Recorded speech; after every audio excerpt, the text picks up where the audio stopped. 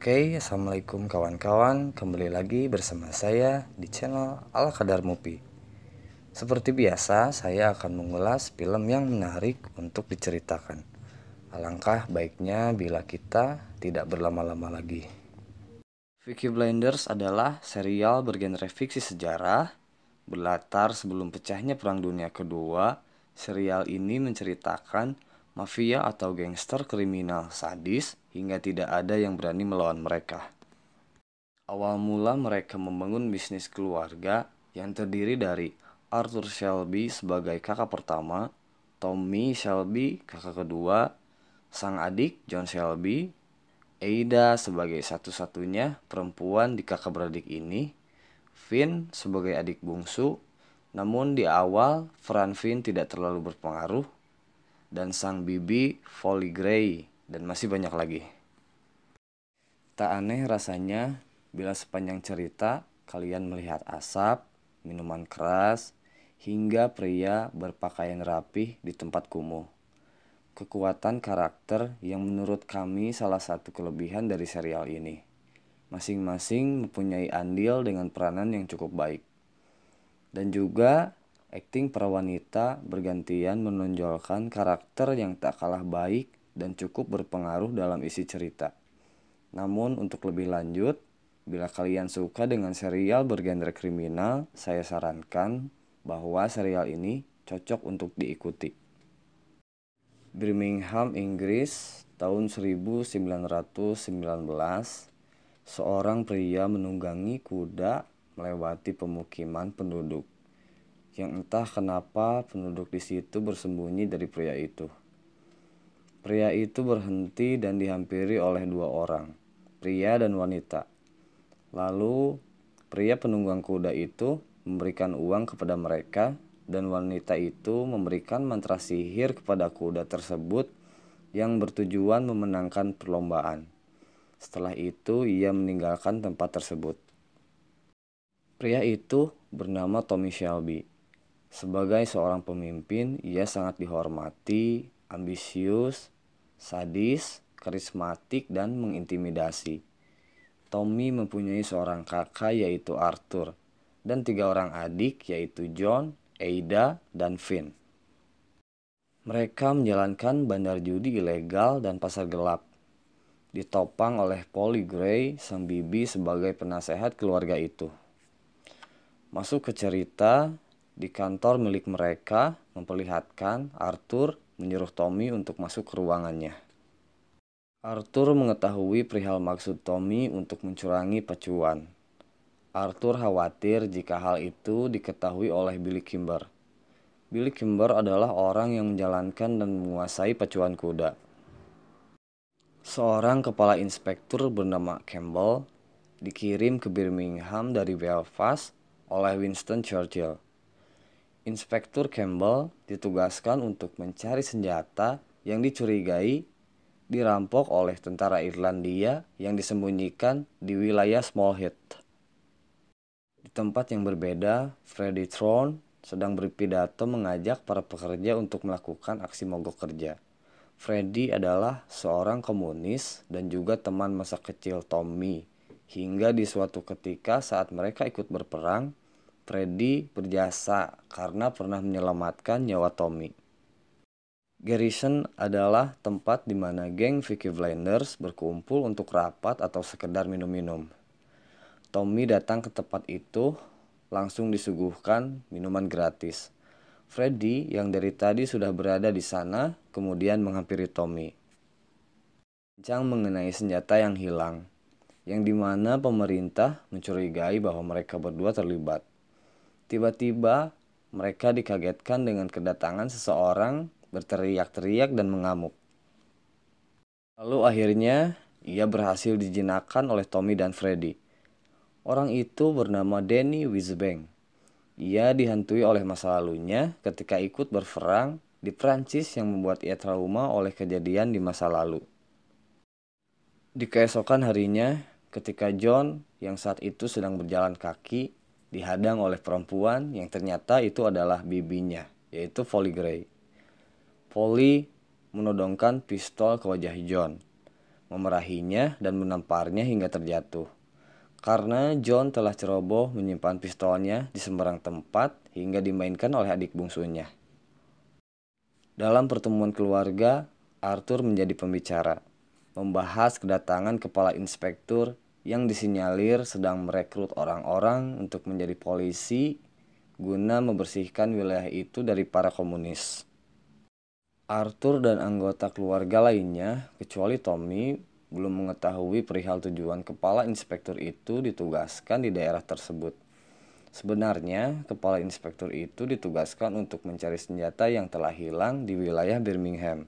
Polly menyadari ada yang tak beres dengan dikirimkannya kepala inspektur ke wilayah mereka.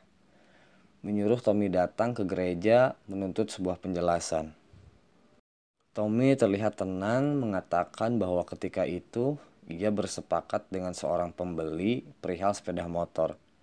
Tommy menyuruh anak buahnya untuk mencuri 4 buah sepeda motor. Namun hal itu tidak berjalan dengan yang direncanakan. Mungkin karena saat itu mereka dalam keadaan mabuk, mereka mencuri peti yang salah. Yang ternyata isinya adalah ratusan senjata milik pemerintah beserta ribuan butir amunisinya. Polly nampak kesal hingga ia memaki dan menyuruh Tommy untuk membuang senjata-senjata itu.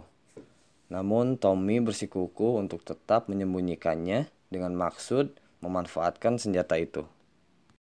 Berpindah ke pasangan yang hubungannya tak ingin diketahui oleh orang lain, Ada berjalan menuju pinggiran sungai dan di sana ditunggu oleh Freddy. Sedikit berbincang mengenai hubungan mereka dan bisnis keluarga. Ada menanyakan perihal kapan mereka akan memberitahu mengenai hubungan mereka berdua kepada keluarganya. Di tempat lain, di bar tempat sebelumnya Tommy menenangkan seseorang yang dihantui masa lalunya, seorang wanita cantik yang asal-usulnya tak diketahui masuk ke bar itu. Menghampiri pemilik tempat itu, si wanita menanyakan perihal lowongan kerja yang ia lihat di koran pagi ini. Pemilik tempat itu malah mengatakan kalau ia sudah gila. Ia menganggap wanita ini terlalu cantik untuk bekerja di tempatnya dan kemudian menolak wanita itu. Tidak putus asa, wanita ini menunjukkan kemampuannya. Bernyanyi di hadapan pria itu dan membuat pemilik bar menerimanya untuk bekerja di tempat itu.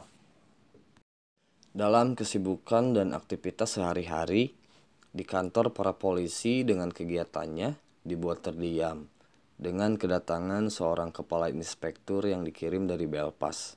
Suasana nampak dalam keheningan hingga suara inspektur memenuhi ruangan itu dengan filosofinya.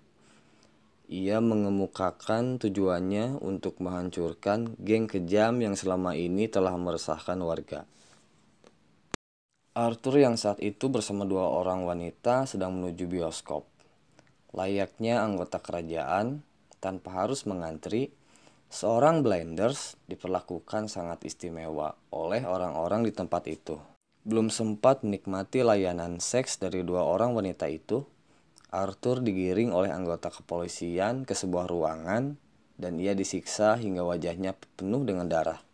Di sini, Inspektur Campbell mengetahui bahwa Arthurlah sebagai pemimpin dari Peaky Blinders dan menanyakan perihal senjata yang ia curigai dirampok oleh anak buah Arthur.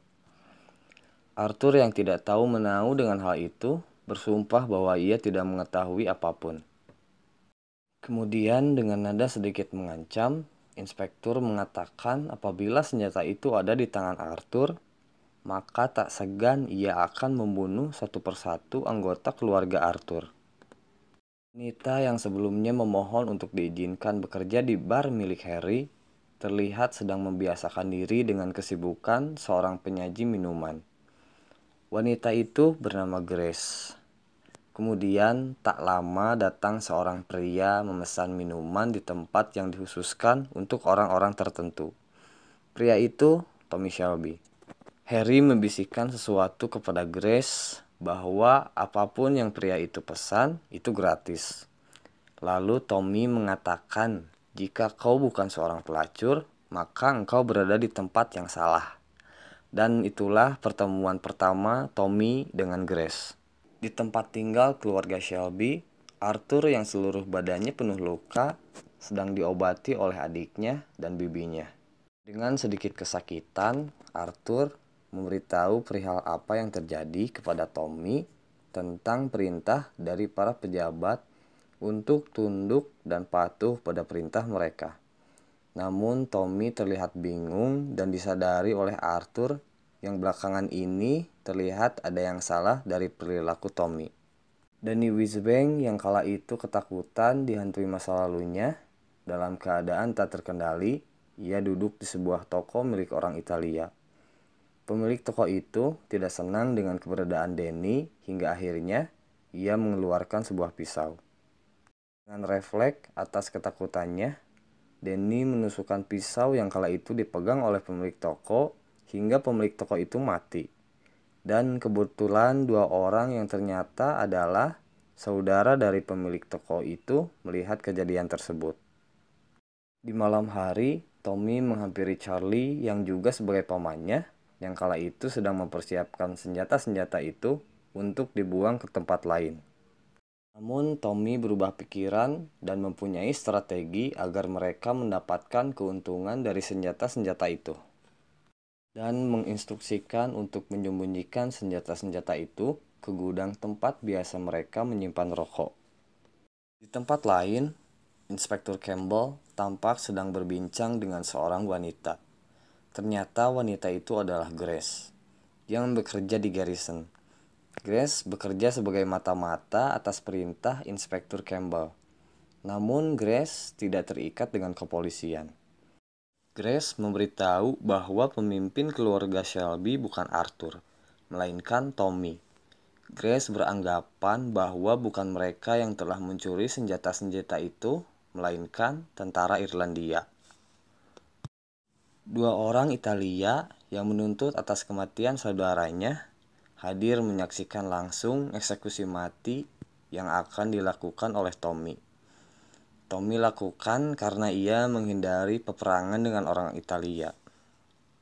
Danny terlihat pasrah dan berpesan agar Tommy menjaga istri dan anak-anaknya.